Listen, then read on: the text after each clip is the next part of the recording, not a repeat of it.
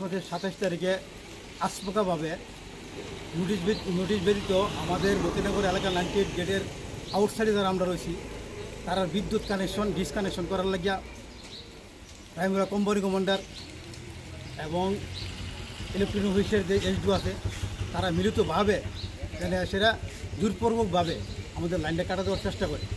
তখন আমাদের পঞ্চায়েতের কিছু সদস্য ছিল, আমাদের গ্রামের কিছু মহিমপুরবী ছিল, আমরা তখন বাধা দেওয়ার পরে আমাদেরকে আমতুলি থানার ওসির দ্বারা 1 তারিখ পর্যন্ত সময়সীমা বাধ্যা দেওয়া হয়েছে। 1 তারিখের পরে আমরা লাইনগুলো কাটা দিব। এর মধ্যে জিতেন চৌধুরী বিরোধী দলনেতা সুদীপ্রায় বর্মন স্পটে তারা দেখতে আইছে, তারা সবাই দেখতে আইছে, আমরা কারো লাইন ইনভাইট করে আনছি না।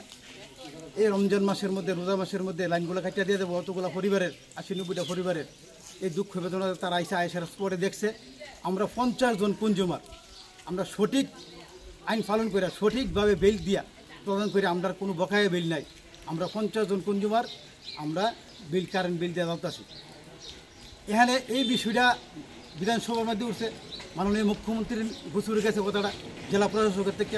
মাননীয় মুখ্যমন্ত্রী বলছে জেলা প্রশাসকের থেকে তাই তথ্য দেওয়া হয়েছে, গোয়েন্দা বিভাগ থেকে তাই তথ্য দেওয়া হয়েছে যে আমরা 15টা লাইন শুধুমাত্র 15 জন কনজিউমার আমরা বৈধ কারেন্ট জ্বালি, আর বাকিগুলো হুক লাইন জ্বালি।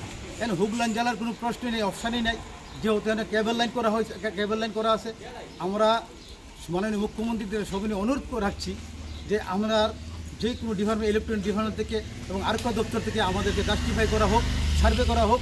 আমরা 50টা কনজিউমার আমরা লিগেলভাবে বিল পরিশোধ করে আমরা কারেন্ট কন্টিনিউ জ্বালতেছি।